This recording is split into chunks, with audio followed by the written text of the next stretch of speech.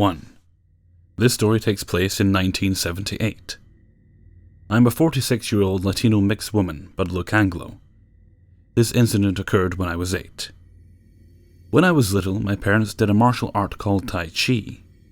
They went to a class several times a week in Golden Gate Park. The class was early in the morning and in different locations in the park. Since it was very early and there was no one to watch me, I always came along. While my parents were doing their thing, I would explore the bushes, trees, ponds, and other places in the park. I would hunt for animals to catch and often come back with muddy clothes and some animal or other in my hands. Once I even came back with a big Muscovy duck in my arms. Kept her too. I was creeping through the bushes, stalking quail. I always wanted to catch one. When as I parted the bushes, I came face to face with a man. I took a step back, more surprised than scared. Keep in mind, this was the 70s and stranger danger was not the current mantra, and apart from the whole don't take candy from strangers or keep away from creepy guys in vans, parents had more trust and kids had more freedom. That being said, my parents drilled into me at an early age, be wary. Keep out of grabbing distance and don't go with someone, even if you know them, without their okay. The man and I stared at each other. He was in his late teens or early 20s, black, thin, with a big afro and dark clothes that were dirt stains as if he'd been sleeping rough. He was glazed, droopy eyes, somewhat of a slack-jawed expression, and he had this bad, burnt, vinegary-smelling breath that I could smell from yards away. I figured out later that he'd probably been a heroin addict, based on his expression, body language, and smell. He swayed like a reed in a breeze as he stood there just looking at me. He was also smoking a joint. "Hello," I said, all innocent. He didn't really reply, only offered me a hit from the joint, which I politely declined. He took another hit and asked in a very flat voice, "How old are you?" I told him I was 8. He looked at me a little longer. At this point, my creepy meter hadn't gone off yet, so I just stood there thinking about continuing my hunt for quail. "If I gave you some money, would you give me some pee?" he asked. "What?" I replied. "Give you pizza?" I said stupidly. "No," he said, irritation entering his flat voice. "Give me some pussy." I knew what that word meant, in the anatomical sense, but didn't understand the particulars of what he was asking for. I only knew what he was asking for was something bad. "My parents are calling me," I said in a loud, frightened voice and backed out of the bushes. He didn't try to grab or chase me, for which I am eternally grateful. He just looked at me with the same weird, glassy stare. As soon as I thought it would be safe, I turned and ran back to my parents' class. I never told my parents about the man, maybe because just being an 8-year-old, I put it out of my mind. But after that day, I never went into the bushes alone again. I never did catch that quail. So, creepy, probably heroin addict guy in the bushes, if you're still alive, let's not meet again. 2. So for some background, I lived next to large woods in Maryland. I have just moved to a new house recently, but the story I'm going to tell happened to be at my old home near these woods. There are not many people who will go into the woods at night, but in the day there are always some hikers and people walking their dogs along the paths. Now, I'm only 17 right now, and when this particular event happened, I was around 11 or 12. Being the summer, I was invited with my best friend, and neighbor at the time, to go camping with his older brother and father. Of course, I said yes, and my parents helped me pack my bags, and we went out. Now, to tell you about my friend's father, he is an avid hunter, along with most of the men and teens in Maryland's more wooded country. So none of us were worried about getting lost, as he had been in the woods many times before during hunting season. I, on the other hand, am a small, chubby, and pale boy who was really more interested in reptiles, and still am. But at the same time, I had no friends besides my neighbor, so any time I got invited to do anything, I would leap at the chance to hang out. Me and my friend were finding loads of bugs and frogs to fool around with as we walked a pretty long distance into the woods. and when we got to a nice open clearing, we set up camp, and my friend's dad and his brother dug a fire pit, and my friend taught me how to set up tents. And as it got darker out, we started roasting marshmallows and telling each other scary stories, the usual campfire thing to do. It isn't that unusual for loads of animals to make noises at night, since most of the animals here are nocturnal, not to mention foxes. There were loads of foxes in the woods where we were, because no one wanted to hunt them since they didn't really give good meat, unlike deer. But foxes have horrifying screams that completely echo through the woods. So in the distance we hear screams, fox screams to be exact. Or so we all thought at the time. My friend asked his dad if he knew what kind of fox it was, since in Maryland we have about 2 kinds of foxes, brown tree foxes and regular red foxes. My friend's dad said he had no idea, since it sounded different than anything he had heard before. But he thought it may just be a baby looking for its mother, since it was seemingly coming deeper into the woods but getting closer and then farther away. Eventually it stopped, and we all went to bed. But we kept the fire going just so that the fox wouldn't come near us while we slept and eat our food. As a kid, I always thought that I could hold my pee for way longer than I actually could. And before I went to bed, I had to pee, but I was so tired I just went to bed without going. But around 3 or 4 a.m., I woke up with a sharp pain in my gut. I needed to pee bad.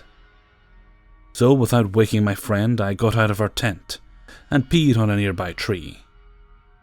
And when the fox started screaming again, I got a little startled. It seemed like it was so close. And out of the corner of my eye, I saw this small white figure. I looked where I had seen it, and there were 2 kids, a girl and a boy. The girl was small and the boy seemed to be taller, but around her age. I couldn't see her face, but I could tell she was a girl since she was wearing a big white dress that flowed with the wind. She was holding hands with the boy. He was also wearing white, but not a dress like the girl. Although they both seemed a bit off, and in my stomach I felt dread and despair. They were about 12 feet away from our camp and just out of reach of the flame's light. And being the stupid little kid I was, I waved, but neither she nor the boy did anything back. They just stood there. I was a little worried since they looked so young, so I asked her if they were lost. I really shouldn't have done that, because immediately after, I heard the horrible scream again. It seemed like it was right next to my ear. It hurt. But no one woke up, so it was like I was the only one to hear it.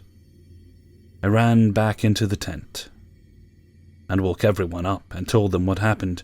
They didn't believe me and told me to go back to sleep. But when my friend's dad noticed my ears were bleeding and I was actually sobbing, he told me he would go take a look. Never did find anything. We all stayed up until the sun came up. We walked back immediately and my mom took me to the hospital. Nothing was wrong with me. But 2 years later I was diagnosed with depression and schizophrenia, and everyone assumed that was what happened. But after hearing a similar story shared on this channel, I couldn't write it off as my brain playing tricks on me. After all, a whole group of people saw those kids. I'm terrified of the woods now. And to the other people who saw those kids, you're lucky they just screamed. 3.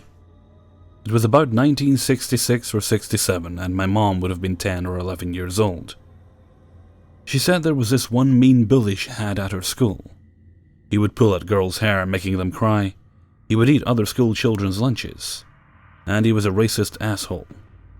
My mom said that this bully, whose real name was Johnny, never picked on her, but she still didn't like him.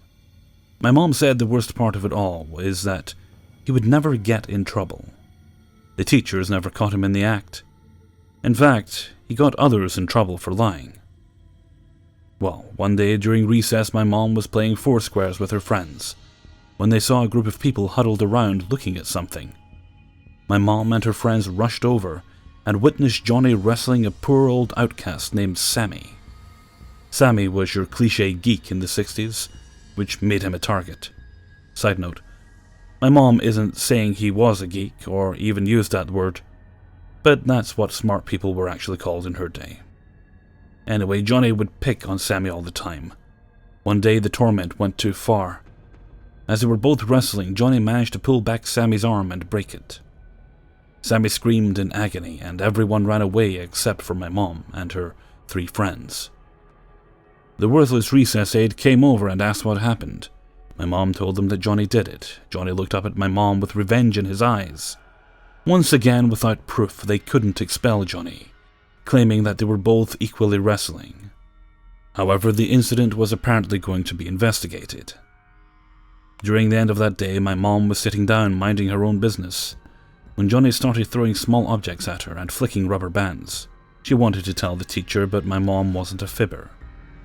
The bell rang, and my mom headed for the bus, which unfortunately Johnny rode too. Johnny talked shit, grabbed my mom's backpack, and threw it out of the window. My mom was in a panic and yelled at the bus driver, but the bus driver was oblivious and just told her to sit. What a bitch. Until she reached her stop, my mom sat with her arms crossed, holding her tears in. Johnny didn't have a care in the world. After some horseplay with another student, Johnny hopped up and stuck his arm out the window like he always did. His arm was flying in the air, closing his eyes and enjoying the breeze. Suddenly, a semi-truck literally sideswiped the school bus and pretty much detached his arm. My mom said that her mom or my grandma heard through the grapevine that Johnny's arm had to be amputated, and he wouldn't be returning to school.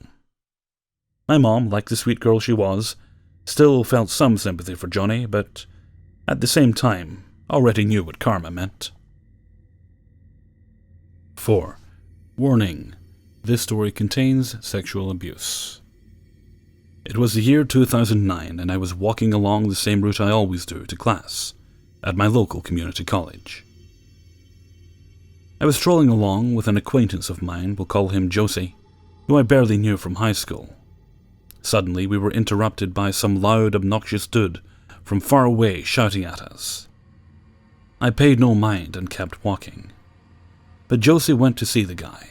That's when Josie came back, running up to me, acting nervous, and telling me that the guy was his friend and he wanted to talk to me. Josie then said, "I gotta run. I'm late for class." And he bolted. Josie was acting weird. I'm now confused. I look back and the guy is telling me, "Come on over here, I want to ask you something." I don't just let people, especially strangers, tell me what to do, so I replied in a non-combative tone, "I don't know you, bro, but if you got something to say, you can walk up to me." I turned back around and kept walking. The guy caught up to me and started walking next to me. I was in a fight-or-flight mode in my head, because I was sensing strange vibes from this whole situation. The dude didn't even look like a student, and was reeking of alcohol. We continued walking while he was giving me bullshit small talk, and I just ran with it. That's when he shows me that something he was yelling about. He was putting his hand into his jacket, indicating that he had a gun. Suddenly I stopped in my tracks. He looked at me in a threatening yet not too aggressive demeanor and said, "I'm strapped. Give me your backpack." Now, he never even showed a gun, just his hand in his jacket, but you never know. Of course, the smarter thing to do would have been to hand over my bag. And I swear I'm not trying to sound hard or anything. It's just my pride sometimes overpowers my logic. I've gotten into plenty of fights, and had a gun pulled on me while getting my pockets run. And I've been stabbed. Shit, guys. I used to cause destruction like that too when I was young and dumb. In fact, I almost died in Pittsburgh, PA, during a group fight in 2013. Someone bashed my skull with a bat. I had to get a blood clot drained or some shit. If you seem like a cool person, I may be able to show you my gnarly hospital photos. My point is, I've accumulated all this experience in my young life of 27, so I've grown a hard shell exterior, and consider myself street smart. For me, personally, there's nothing more humiliating than getting robbed. I'm thinking in my head that I'm not going to get robbed today. Plus, I had some good shit on me. My old man, who's seen his days of mischief, taught me what to do in that situation. and that is to make jokes and act like you aren't afraid, just ease the situation. So I did. I say, "Look man, I only got my lunch in here, and I'm hungry as hell." That didn't work. In fact, he got angrier. This time he said it again and vigorously grabbed my shoulder. "Give me your backpack, son, I ain't playing." Like I said, I'm not a bitch, and I was so positive that he wasn't actually strapped.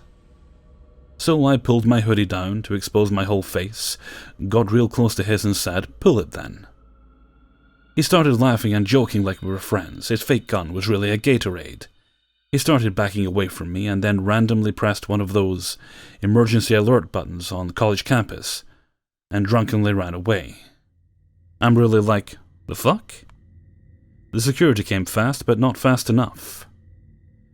When the blue man asked me what the problem was, I just said some homeless man pressed it for no reason and ran. They looked really annoyed, wrote up whatever they had to, and told me to get to class. I was running late. Yes, I know I should have reported it, but at the time I really didn't think it was a big deal. He wasn't a threat, just a Bama-ass scrub. Sorry, I'm using Maryland lingo. And honestly, my mentality as a kid growing up was to never snitch, unless it affects your loved ones. As far as I know, nothing was done about it. 2 weeks later, I ran into Josie and said, "Yo, what the fuck was with that dude?" He told me that he didn't know him either, and he said the same thing to him, and that's when I ran. I was boiled with anger and said, "So you were just gonna let me get shot?" He kept apologizing and said he was scared. I still hold a grudge to that dude to this day. 3 months have gone by, and I'm sitting in the college's cafeteria. That's when the intercom announced the arrest of a sexual offender who sexually assaulted a female student here on campus and got away. So we all need to be careful. I just thought, well, that's fucked up. But I had other things to worry about. A couple days later, our college newsletter came out with an article about the arrest. I turn the page. That's when I take a second glance and trip out over what I'm seeing. The man being ID'd for the assault was the same fucking guy who tried to rob me. I'll semi-quote in chunks one of the articles I managed to find. It stated, "Police say the female was sitting in the library when a man walked past her and ejaculated on her arm. Campus security chased the man, but he was able to flee in a car. DNA evidence was obtained from the woman. Officers used the victim's description and surveillance video to identify the suspect." I also know that he got additional charges for snatching purses on campus.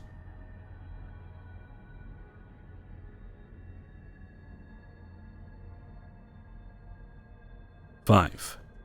This story happened when I was 6 or 7 years old, and me, my mom, and my nan decided to go to an outdoor market-type place, where they were selling a variety of things. But it also consisted of a lot of games, and that was pretty much the only reason I went. It was incredibly crowded, so we all stayed together to make sure we didn't get lost. But then my nan wanted to go and see what the shops were selling, so my mom decided we were just going to wait for her. We were waiting on a hill where you got a full view of the shops and the crowd, and me being a menacing little kid, I thought to hide behind a tree because there was a forest on the right side of the hill. And I waited for about 10 seconds before peeking round the tree, and my mum had disappeared out of the blue. I soon realized that she'd ran into the crowd looking for me, and I could see her from the hill I was standing on. I repeatedly shouted her, but it was too loud for her to hear. I was quite smart in these types of situations, and I stayed on the hill, fearing if I ran after her I'd get even more lost. I was crying at this stage, and I was just waiting for her to get back. I then walked around the perimeter of the tree line, hoping to find her, and came across a tall, skinny-looking guy. I told him I was lost and couldn't find my mum. He then said something along the lines of, "We better go and find her then." He lured me into the forest and said she was around this tree, and I thought to myself, I had just saw her in the crowd, and how did he know what my mum looked like? I then knew what situation I was in and sprinted back into the crowd. I eventually found my nan and told her I'd lost mum, but I didn't tell her about the man. She called my mum, and we all met up. We were leaving at this point, and I was getting into the car. I looked back into the forest one last time, and I saw the man hiding half his body behind a tree, smiling at me. We got home safe and sound, so was skinny, creeping man. Let's not meet again. Hey everyone, Hellfreezer here, and thank you very much for listening to 5 True Subscriber Stories, episode 36. Thank you very much to everyone who sent their stories in to me for this video. Now, as usual, if you yourself have a story you would like to share with me, then click where it says show more in the description of any video, and scroll down to the bottom and you'll find my email address, kingofthecities at either Google Mail or gmail.com. Both will work and get to me. That's really the best way to send stories to me. Try not to send them through YouTube. I don't really... The YouTube message system, well, it works when it wants to, I guess, but it's not really ideal, and it's better for me to have all my stories in one place. I would also like to point out, you have to be... Basically, you've got to be old enough to have a YouTube account, per the YouTube rules, to send a story to me. If you're between 13 and 16 years of age, then please ask your parent or guardian for permission before you send a story in. And if you're over 16, go for it. No problem at all there. Fortunately, I haven't had any problems in this regard so far, but I just want to make sure I don't get any problems in the future. And those are the only rules I can think of at the moment. I don't want to be too strict with that sort of thing.